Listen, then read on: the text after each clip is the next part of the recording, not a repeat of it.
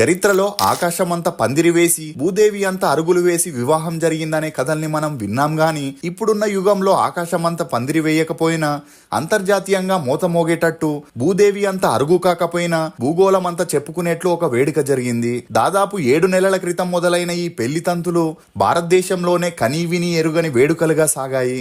అదే ముఖేష్ అంబానీ చిన్న కుమారుడు అనంత్ అంబానీ రాధికా మర్చెంట్ల వివాహ వేడుక. ఇక దేశ విదేశాల నుండి వచ్చిన అతిథులు, సెలబ్రిటీలు, కుటుంబ సభ్యులందరి మధ్య జూలై 12న వీరి వివాహ వేడుకలు జరిగాయి. విషయానికొస్తే ముఖేష్ అంబానీకి 3 పిల్లలు కాగా అందులో పెద్ద కొడుకైన ఆకాష్ అంబానీ పెళ్లికి గాని ఒక్కగానొక్క కూతురైన ఈషా పెళ్లికి గాని అనంత్ అంబానీ పెళ్లి కోసం చేసిన ఖర్చులో 30% కూడా చేయలేదు. దీంతో అనంత్ అంబానీ పెళ్లికి మాత్రమే 7 నెలలుగా సెలబ్రేట్ చేస్తూ 5,000 కోట్లకి పైగా ముఖేష్ అంబానీ ఎందుకు ఖర్చు చేస్తున్నాడనే డౌట్లు కూడా కొంతమందికి వచ్చాయి. నిజానికి అనంత్ అంబానీ పెళ్లి ఇంతలా గ్రాండ్ గా తనకి నచ్చిన అమ్మాయితో చేయడానికి గల కారణం అనంత్ అంబానీకి ఉన్న ఆరోగ్య సమస్యలే.